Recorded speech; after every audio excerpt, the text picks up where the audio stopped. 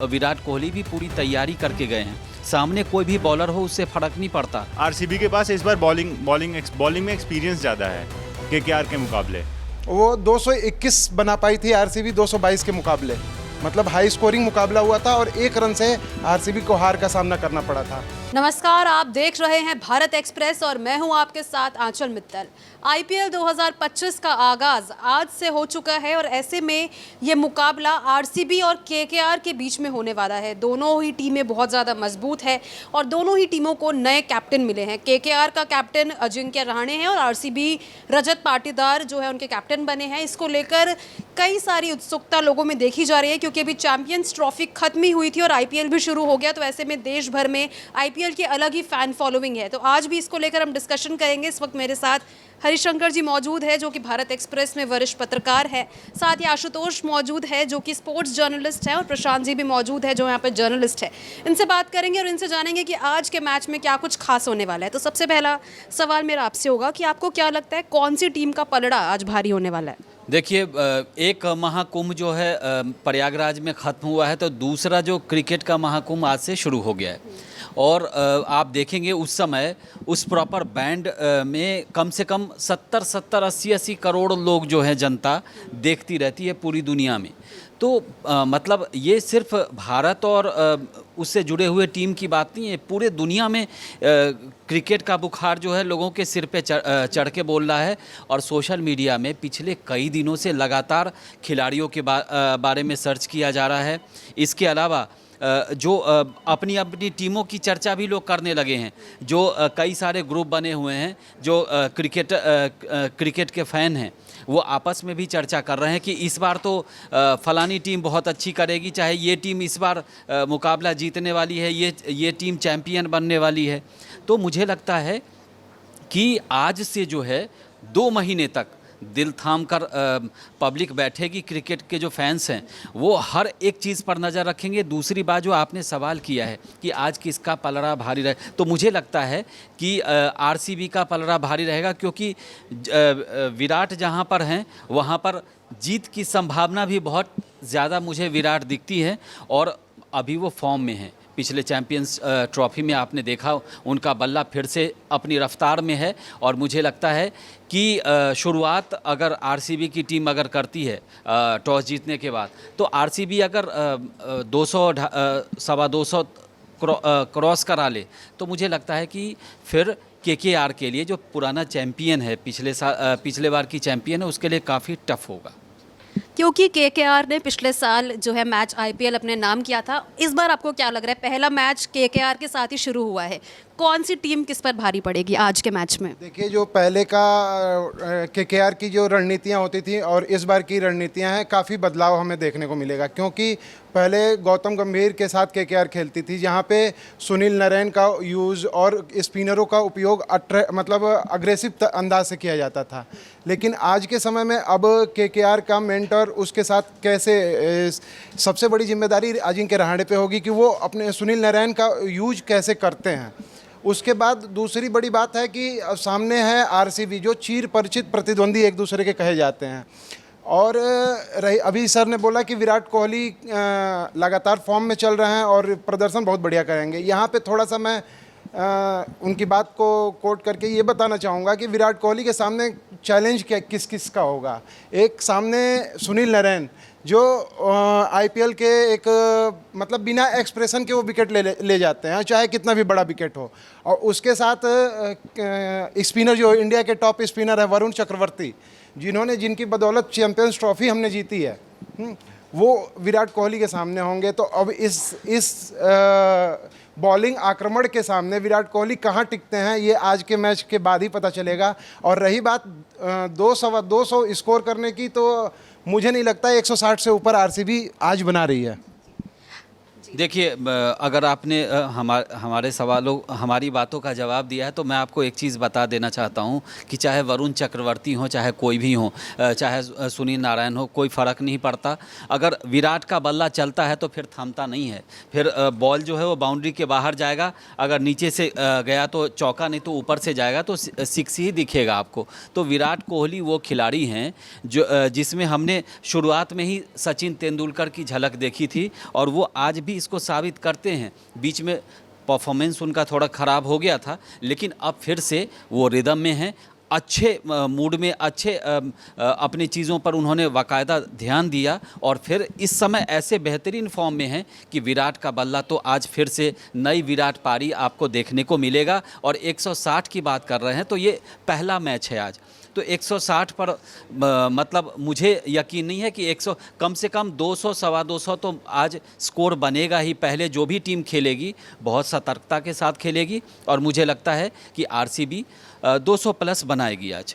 ये तो मैच के बाद ही पता चलेगा कि कौन सी टीम कितना स्कोर बनाती है, लेकिन इस पर आपका क्या कहना है? विराट कोहली के सामने जो दो बड़े खिलाड़ियों की उन्होंने बात करी, कितनी मुश्किल विराट कोहली को आएगी? नहीं, विराट कोहली ऐसे ही नहीं ग्रेट प्लेयर बन गए हैं, उन्होंने इनसे भी टफ प्लेयर्स को खेला है, बॉलरों को खेला है, तो उनके लिए कोई उनसे मतलब पार पाना कोई बड़ी बात नहीं है। हाँ, वरुण चक्रवर्ती अभी अच्छे फॉर्म में चल रहे हैं और सुनील नारायण भी आईपीएल के लीजेंडरी बॉलर हैं, लेकिन फिर भी विराट कोहली तो विराट कोहली हैं, वो तो उनके सामने स्कोर करेंगे। और सर आशुतोष सर ने बोला कि 160 बनेगा और ये लगता है भूल गए इम्पैक्ट प्लेयर वाला जो यूज़ कर रही हैं, मतलब रूल जो है उसकी वजह से मतलब आईपीएल में 200 तो एवरेज एकदम स्कोर हो गया है, 200 तो आम बात हो गई है। तो मेरे को भी लग रहा है कि 225 और 200 प्लस स्कोर जाना मतलब पॉसिबल है वो फर्स्ट सेकंड दोनों इनिंग्स में, और मैच रोमांचक होगा।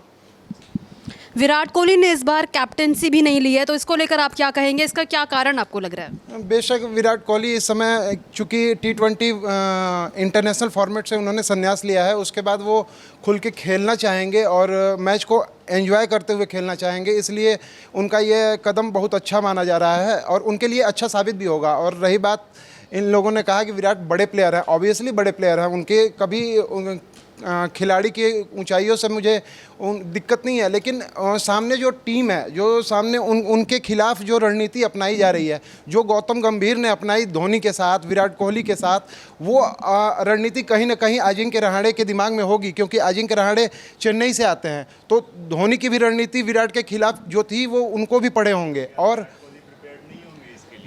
विराट कोहली भी तो उसी तरह से प्रिपेयर्ड होंगे इनको टैकल करने के लिए। बिल्कुल बिल्कुल, मैं ये बताना चाह रहा हूँ कि विराट कोहली तो तब भी प्रिपेयर थे जब हम ऑस्ट्रेलिया में गए थे और एक ही गलती लगातार करते रहे। तो खिलाड़ी कितना भी प्रिपेयर्ड हो, लेकिन वो कहीं ना कहीं एक चूक करता है, और जब सामने बेस्ट वर्सेस बेस्ट की बात आती है तो गेंदबाज के पास 6 गेंद होती हैं और बैट्समैन के पास 1 गेंद होती है आउट होने के लिए। तो हर ऐसे लड़ाई में हमेशा विजेता गेंदबाज ही होता है। तो अब देखते हैं आने वाले समय में क्या स्कोर बनता है, लेकिन मेरे ख्याल से वहाँ का स्कोर 180 रन, चूँकि वो पिच ऐसी है वो बैट्समैन को भी उतना ही सपोर्ट करती है जितना गेंदबाज को सपोर्ट करती है, तो उसमें गेंदबाज और बैट्समैन की लड़ाई में कहीं ना कहीं मुझे केकेआर ऊपर दिखाई दे रही है। केकेआर आपको ऊपर दिखाई दे रही है, वो ठीक है, वो आपकी राय है, लेकिन मुझे लगता है कि इस कोलकाता का जो पिच है और इस समय पिच पर हल्का सा मॉइस्चर भी होगा, क्योंकि शाम की बात है। दूसरा ये है कि वो समंदर किनारे है कोलकाता जो शहर है, तो बारिश का भी हल्का फुल्का रहेगा, उसके बाद मॉइस्चर। तो शुरू में जो टीम खेलेगी उसको सतर्क होकर खेलना पड़ेगा, क्योंकि हल्का सा टर्न वर्न मिल सकता है। दूसरी बात कि विराट कोहली की जहाँ तक बात हो रही, तो विराट कोहली देखिए, बॉलर कोई भी होगा, सामने बॉलर के हाथ में बॉल है तो बैट्समैन सामने जो है वो एक एक चीज़, वो विराट कोहली भी पूरी तैयारी करके गए हैं। सामने कोई भी बॉलर हो उससे फ़र्क नहीं पड़ता, और बॉलर का दिन होता है, हर बॉलर का एक दिन होता है और बैट्समैन का भी।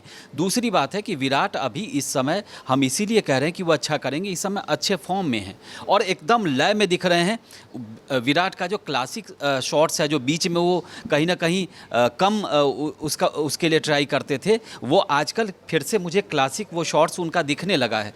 तो फिर विराट को रोकना किसी टीम के लिए आसान बात नहीं, और विराट अगर चल गए तो फिर तो आर पार की बात है। और पलड़ा तो उसी का भारी रहेगा जिसका बैट्समैन अच्छा करेगा, और विराट जहाँ पर हैं वो टीम वैसे ही मनोवैज्ञानिक तरीके से। दूसरा एक और सवाल आपने पूछा था कि कप्तानी इस बार नहीं है वो, और अपने देखिए कप्तान जो होता है वो मैदान से पहले और मैदान में एक एक चीज़ की स्ट्रैटेजी बनाता है। विकेट कीपर के पीछे कैसे लगाना है, स्क्वायर ड्राइव, अगर बैट्समैन ये शॉट्स खेल रहा है तो उसके लिए क्या क्या रणनीति अपनानी है, तो वो सारा एक अलग तरह का प्रेशर होता है। और कप्तान जो है अपना परफॉर्मेंस नहीं कर पाता। हाँ, अगर कप्तान बॉलर है, चाहे धोनी विकेट कीपर थे, तो वो उनका हिसाब अलग था, वो बड़े कूल माइंड माने जाते थे। लेकिन अब कप्तान अगर एग्रेसिव है, जैसे विराट कोहली हैं, उनका एग्रेशन आपको मैदान में दिखता है, बल्लेबाजी में दिखता है,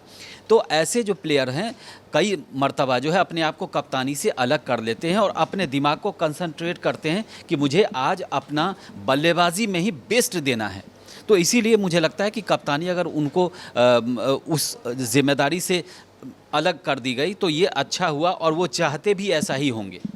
आपको याद है जब सचिन तेंदुलकर को कप्तान से हटाया गया था तो काफ़ी आलोचना हुई थी टीम इंडिया में कि सचिन तेंदुलकर जैसे महान खिलाड़ी को आपने कप्तानी से हटा दिया। लेकिन बाद में सब लोगों ने रियलाइज़ किया कि सचिन तेंदुलकर उसके बाद फिर से अपने फॉर्म में वापस लौटे और फिर अपनी वही पारी खेलने लगे जो पहले खेलते थे। तो इसीलिए कप्तानी बहुत ज़्यादा महत्वपूर्ण बैट्समैन के लिए है, और अगर डबल प्रेशर रहेगा तो परफॉर्मेंस पर तो बाकायदा असर पड़ता है इसका। तो अच्छा करेंगे आज, मुझे लगता है कोहली शतक लगा सकते हैं या 70-80 तो बनाना ही चाहिए। आज का जो मुकाबला है ईडन गार्डन स्टेडियम में हो रहा है, और इस स्टेडियम का एक इतिहास रहा है। कुल 12 मैच आरसीबी और केकेआर ने जो है इस गार्डन में खेले हैं, लेकिन उनमें से सिर्फ 4 ही आरसीबी जीत पाई है। तो क्या इतिहास ऐसा हो सकता है कि कुछ प्रोबेबिलिटी हो कि केकेआर फिर से जीत जाए, या फिर आरसीबी पर प्रेशर आए इस वजह से? पिछले 4 मुकाबले देखे, अगर पिछले 12 मुकाबले हटाइए, पिछले 4 मुकाबले देखे तो मुकाबला इक्वल रहा है, क्योंकि पिछले 4 मुकाबलों में 2 केकेआर ने जीते हैं और 2 आरसीबी ने जीते हैं। तो इससे हम पास्ट के एकदम स्टैट्स को हम नहीं उसमें मतलब इंक्लूड कर सकते हैं। लेटेस्ट जो स्टैट्स हैं वो तो यही कहते हैं कि बराबर मुकाबला वहाँ पर बराबरी का रहा है दोनों टीमों के बीच। और इस बार मैं इसलिए कह रहा हूँ आरसीबी को मैं सपोर्ट कर रहा हूँ इस मैच के लिए, क्योंकि आरसीबी के पास इस बार बॉलिंग में एक्सपीरियंस ज़्यादा है केकेआर के मुकाबले, और बैटिंग दोनों की लगभग बराबर ही है। इनके पास पेसर्स हैं, आरसीबी के पास अच्छे पेसर्स हैं, और उनके पास पेसर्स की कमी है। वो लोग स्पिन पर अपने ज़्यादा डिपेंड करते हैं। केकेआर के जो टीम है वो स्पिन पर ज़्यादा डिपेंड करते हैं। और आज का जो है वहाँ पर मौसम का हाल है वो ये है कि बारिश के चांसेस हैं, और ऊपर से वो स्टेडियम भी समुद्र के किनारे है, नदी के किनारे, तो वहाँ पर फास्ट बॉलर्स को स्विंग मिलेगी। और भुवनेश्वर कुमार और जॉस हेजलवुड जो आरसीबी के प्रीमियम बॉलर्स हैं, वो क्या बोलते हैं, स्विंग के लिए जाने जाते हैं। तो इसलिए मैं मतलब मेरे को ऐसा लगता है कि आरसीबी जीतेगी ये मैच। देखिए यहाँ पर केकेआर वर्सेस आरसीबी नज़र आ रहा है साफ साफ। केकेआर की फ़ैन फॉलोइंग यहाँ पर है, आरसीबी यहाँ पर है। लेकिन सवाल मेरा ये रहेगा आखिरी कि आपको क्या लगता है, जैसे इस बार आईपीएल का सीज़न ख़त्म होगा तो ऑरेंज कैप किस किस को मिल सकती है? बिल्कुल, पहले मैं इनके मतलब फास्ट बॉलिंग का बता रहे थे कि केकेआर के पास कम बॉलिंग लाइनअप है, कम अनुभव है आरसीबी की अपेक्षा। तो आप ऑलराउंडर पे बात करते हैं हम कि ऑलराउंडर किसके पास कौन है। अब हम सुनील नरेन से शुरुआत करते हैं। सुनील, बीच में आपको रोकना चाहूँगा, जो ठीक है आपने कहा वर्सेस है, तो आरसीबी का पलड़ा जो है भारी है। हम 2 आरसीबी के पक्ष में हैं और ये अकेले पड़ रहे हैं, तो बहुमत का ज़माना है लोकतंत्र में। तो अब बाकी आप उनसे बात कर लीजिए। क्रिकेट ऐसा फील्ड है, यहाँ पे बहुमत चलता नहीं है, वो चुनावी माहौल में चलता है, और क्रिकेट को अपने बल्ले से और अपनी गेंदबाजी से प्रदर्शन करके और रिजल्ट पे डिपेंड होना होता है। तो यहाँ पे आरसीबी, अभी हमने देखा कि पिछले मुकाबले में अभी रिसेंटली आरसीबी और केकेआर के बीच जो मुकाबला हुआ था वो 221 बना पाई थी आरसीबी 222 के मुकाबले, मतलब हाई स्कोरिंग मुकाबला हुआ था, और 1 रन से आरसीबी को हार का सामना करना पड़ा था। उस मैच में आप देखिए कि विराट कोहली और बड़े जितने नाम हैं वो कोई नहीं चला था, वो मिडिल ऑर्डर ही चला था। और आज भी ऐसा मुझे लगता है कि सुनील नरेन अगर 10 से 15 बॉल बस वो खेल लेते हैं तो मैच की दशा दिशा दोनों पलट सकते हैं। और उसके बाद ये तो बॉलर की बात है। सुनील नरेन जो कि ऑलराउंडर कहे जाते हैं, वो अपनी टीम की तरफ से ऑलराउंडर नहीं खेलते हैं, लेकिन वो गौतम गंभीर ने बनाया है उनको ऑलराउंडर। और उसके बाद हम स्पेंसर जॉनसन जो कि अभी चैंपियंस ट्रॉफी में बहुत बढ़िया करके आया है। उसके बाद आप आंद्रे रसेल की बात कर लीजिए, जो पूरे साल हर लीग, दुनिया भर की लीग खेलते हुए आ रहे हैं, तो उनके पास लीग खेलने का अनुभव है। और स्पेंसर जॉनसन जो कि इंटरनेशनल मैचों में अच्छा विकेट प्रदर्शन करके आ रहे हैं। उसके बाद रिंकू सिंह हैं जिन्होंने टीम को अप्रत्याशित मैच जिता के अपना नाम बनाया था। तो इन लोगों पे काफ़ी कुछ है जो इनके मौजूदा जो निचला क्रम है केकेआर का, वो भी किसी भी स्कोर को डिफेंड करने की क्षमता रखता है। और हाँ, अब हम बात करेंगे पर्पल कैप ऑरेंज कैप की। तो अभी हालांकि कहना जल्दी होगा, लेकिन अपना अनुमान के तौर पे अगर हम पर्पल कैप की बात करें तो इसमें सबसे पहले मेरा नाम मेरे दिमाग में आता है अर्शदीप सिंह का, जो अभी पंजाब के साथ हैं और वो पर्पल कैप के उम्मीदवार रहेंगे और वो पर्पल कैप के लिए जाएंगे। दूसरा नाम आता है वरुण चक्रवर्ती का, क्योंकि हम उनको डिनाई नहीं कर सकते, जब वो आईपीएल खेल रहे हैं तो वो विकेट लेंगे। जैसे आज मेरे ख्याल से पहला विकेट वरुण चक्रवर्ती का विराट कोहली ही होंगे। ये इन्होंने भविष्यवाणी कर दी है। बिल्कुल। और स्पेंसर जॉनसन भी होंगे और यूजी चाहल। ये पर्पल कैप के लिए मेरी तरफ से ये नाम है 4 जो पर्पल कैप के लिए जाएंगे। और ऑरेंज कैप की बात करें तो ऑरेंज कैप में सबसे पहला नाम आता है यशस्वी जायसवाल का, जो राजस्थान से हैं और वो कंटिन्यूअस T20 में अच्छा करते आ रहे हैं। बीच में उनको वनडे में भी मौका मिला था, टेस्ट में भी उन्होंने अच्छा किया। तो अब T20 में इस आईपीएल में यशस्वी जायसवाल पे सबकी नज़र रहेगी। और उसके बाद यशस्वी जायसवाल के साथ साथ उनके प्रतिद्वंदी एक तरह से कह लीजिए ईशान किशन जो कि उनको बहुत कुछ प्रूफ करके इंटरनेशनल सेलेक्टरों को दिखाना है कि मैं ये यहाँ भी कर रहा हूँ और करूँगा। तो ईशान किशन भी उस पर ऑरेंज कैप के लिए जाएंगे। और जैसा कि चैंपियंस ट्रॉफी में भारत की तरफ से सबसे ज़्यादा स्कोर करने वाले श्रेयस अय्यर थे, तो वो यहाँ भी उनसे उम्मीद हम लगा रहे हैं। और एज ऑलवेज विराट कोहली को हम ऑरेंज कैप से दूर नहीं देख सकते, तो उनका भी नाम होगा। चलिए, विराट कोहली आपने मान लिया कि अच्छे हैं। ईशान किशन को लेकर के मैं एक चीज़ कहना चाहूँगा, वो बहुत अच्छे विकेट कीपर हैं और अच्छे बल्लेबाज हैं। लेकिन उनके साथ हालांकि बहुत सारी चीज़ें बहुत प्लेटफॉर्म पे बात नहीं की जा सकती, लेकिन उनके साथ जो भी हुआ बहुत अच्छा नहीं हुआ, क्योंकि अच्छा खिलाड़ी है। कई बार बहुत सारी चीज़ें आपको नज़रअंदाज करनी पड़ती है खिलाड़ियों की ओर से। बहुत सारी चीज़ें ऐसा उन्होंने कुछ बहुत ज़्यादा गलत नहीं किया था जिसकी उनको सज़ा दी गई, लेकिन मुझे लगता है कि उनकी जो वो जो बैटिंग करते हैं, मैंने देखा है यहाँ भी और दिल्ली के बाहर भी, जब वो एक साधारण सा मुकाबला था वहाँ भी मैंने उनको बहुत करीब से देखा। और उनका जो बैटिंग का स्टाइल है ना, वो एकदम पर्टिकुलर आईपीएल के लिए सटीक है, वनडे के लिए सटीक है, 50 ओवर के लिए भी बहुत अच्छे हैं।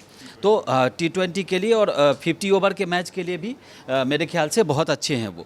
तो टीम इंडिया को उन पर भरोसा करना चाहिए। दूसरा कि आईपीएल में वो इस बार अच्छा करेंगे। अच्छा इसीलिए करेंगे कि उन पर जैसा कि आशुतोष ने बताया, वाकई में प्रेशर है। और एक अच्छा खिलाड़ी जब किसी अन्य वजह से टीम से बाहर होता है तो उस पर बहुत ज़्यादा प्रेशर होता है अपने आप को प्रूव करने का, क्योंकि टीम इंडिया में रहते हुए उन्होंने अच्छी विकेट कीपिंग की।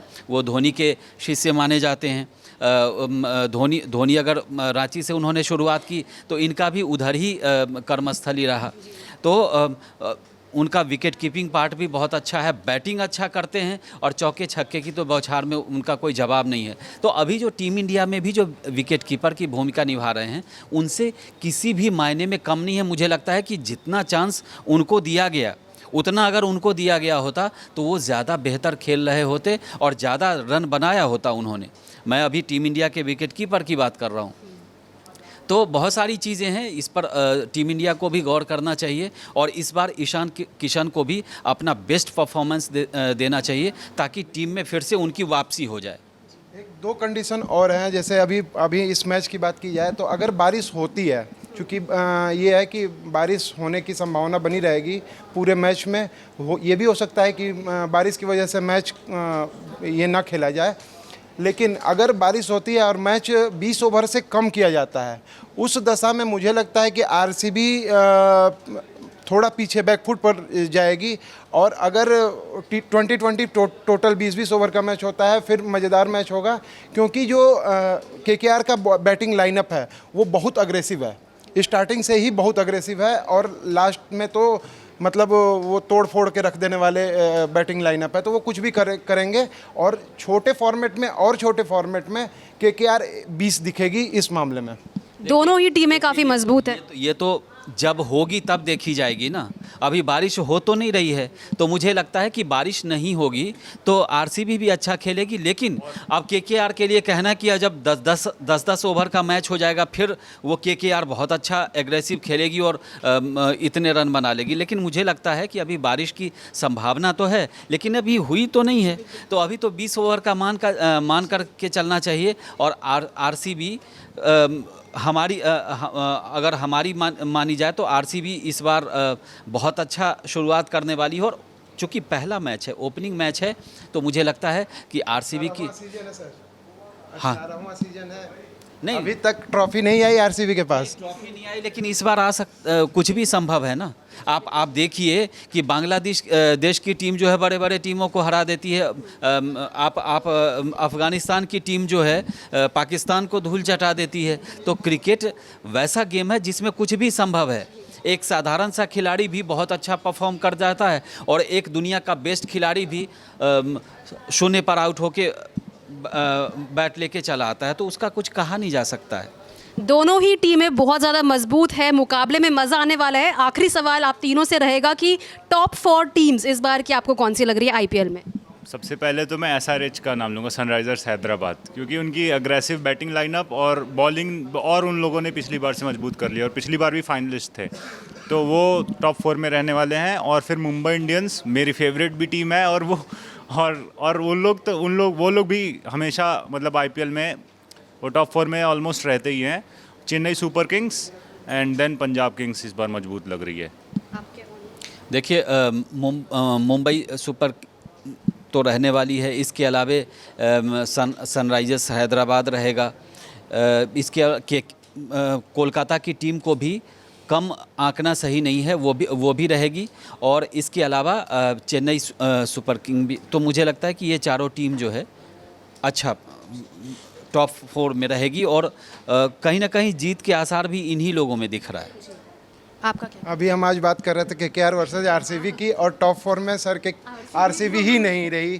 तो इससे हमें पता चलता है। लेकिन हाँ, अभी फिलहाल 4 बातें करते हैं तो मुंबई टीम जो है ना, वो बैलेंस अब अपने आप को कर लिया है। इस बार के ऑक्शन के बाद वो अब सधी हुई टीम जैसे कि वो रोहित शर्मा के समय में लगती थी, वो लग रही है। इसलिए मेरा भी पहला नाम मुंबई का ही रहेगा। दूसरा नाम रहेगा हमारे हैदराबाद का, क्योंकि उसमें 3 प्लेयर जो स्टार्टिंग के हैं वो कुछ भी किसी भी स्कोर को पाने में सक्षम है। और तीसरा नाम है चेन्नई सुपर किंग और राजस्थान। इन दोनों में से कोई टीम ऊपर आ सकती है। और चौथा नाम केकेआर का ही रहेगा, क्योंकि ये टीम गत विजेता टीम रही है, तो इसको हम छोड़ ही नहीं सकते। एक मेरा आंसर है। आरसीबी पर ये कह रहे थे ना कि उन्होंने आरसीबी का नाम नहीं लिया आपने भी। नहीं, टॉप 4 में नहीं, लेकिन सबसे बड़ी बात है कि हम आरसीबी पर आज के मैच की चर्चा कर रहे हैं और टॉप 4 में 5वें नंबर पर रख सकते हैं। और एक आध टीम जो है ऊपर नीचे होगी। और मतलब आईपीएल में कुछ भी अचानक से होता है। कई टीम जो आपको बेहतर दिख रही हो, पता चला कि वो सेमीफाइनल से पहले ही लुढ़क गई। तो ये कहा नहीं जा सकता है कि, लेकिन मुझे लगता है आरसीबी टीम अच्छी है। 5वें नंबर पर हम उसी को रखते हैं। लेकिन इन चारों में से कोई ऐसी भी टीम होगी जो आपको सेमीफाइनल से पहले ही बाहर हो जाएगी। मैं कह रहा था, ये वो बोल रहे थे छोटा गेम होगा अगर, तो केकेआर का पलड़ा भारी होगा। मेरे को ऐसा नहीं लगता, क्योंकि आरसीबी में भी उतने ही अग्रेसिव प्लेयर्स हैं। लियम लिविंगस्टोन की बात कर लें अगर हम, और फिलिप सॉल्ट की बात कर लें, ये भी अग्रेसिव बैटिंग करते हैं। और जितेश शर्मा जो अपनी परफॉर्मेंस के दम पर इंडियन टीम में उन्होंने जगह बनाई थी, वो भी अग्रेसिव बैटिंग करते हैं। तो उसमें भी नामों की कमी नहीं है जो अग्रेसिव बैटिंग करते हैं। मेरे कहने का ये मतलब नहीं था कि वो अग्रेसिव प्लेयर हैं। गेल भी अग्रेसिव प्लेयर हैं, लेकिन आज की डेट में क्या खेल रहे हैं स्टेट्स के हिसाब से नहीं, मौजूदा परफॉर्मेंस के हिसाब से मैं बात कर रहा था। जो साल्ट हैं वो अभी फ़िलहाल अभी उनका आप स्कोर कार्ड देखिए तो वो कहीं ना कहीं भारत में, इंडिया में परफॉर्मेंस करते नहीं दिखे हैं। ठीक है, उसके बाद सुनील नरेन, पिछले आईपीएल का उनका स्टेट उठा के देखिए, वो 17-18 गेंद का खिलाड़ी है। वो 17-18 गेंद में सामने वाले टीम को विध्वंस मचा के और चला जाता है गेंदबाज, उसके बाद खड़ा नहीं होता। उसके बाद का काम जो करने वाले हैं वो मैं आपको नाम बता दूंगा कि डिकॉक हैं, डिकॉक, उसके बाद अंगकृष्ण रघुवंशी हैं, वेंकटेश अय्यर हैं, रिंकू सिंह हैं, ऐसे नाम आपको, लिविंगस्टन है, लेकिन पिछले वो इंटरनेशनल मुकाबलों में क्या करके आए हैं, जब उनकी ज़रूरत होती थी टीम को तो वो अपना विकेट ऐसे फेंक के आते थे। आपने देखा, तो इसलिए और जितेश शर्मा पे हम भरोसा कर सकते हैं, लेकिन वो मिडिल ऑर्डर के बैट्समैन हैं, वो एक विकेट को बचा के रख सकते हैं, लेकिन वो उस एवरेज से क्या रन बनाएंगे जब टीम दबाव में होगी। रिंकू सिंह के सामने अगर जितेश शर्मा को देखते हैं तो वो हमें जवाब साफ साफ नज़र आता है कि नहीं, क्योंकि रिंकू सिंह विकेट हो ना हो उसको मारना है तो मारना है। वो 5 छक्के मार के मैच जिता चुका है। ये कह रहा था कि क्रिकेट एक मतलब T20 क्रिकेट छोटा फॉर्मेट होता है, इसमें एक प्लेयर भी मैच को बदल सकता है, तो इतने बड़े बड़े नामों की लिस्ट बताने की ज़रूरत नहीं है। सिर्फ एक प्लेयर अगर चल गया तो मैच ख़त्म है। तो इसीलिए ये अनिश्चितताओं का खेल है क्रिकेट, और T20 तो और भी ज़्यादा अनिश्चितताएं इसमें हो जाती हैं। तो ये तो एक ट्रेंडिंग टॉपिक है ही, और आज आरसीबी वर्सेस केकेआर है। आप ज़रूर कमेंट बॉक्स में बताइएगा कि आपको क्या लगता है कौन सी टीम जीतेगी। फिलहाल के लिए इतना ही, बाकी खबरों के लिए बने रहिए भारत एक्सप्रेस के साथ।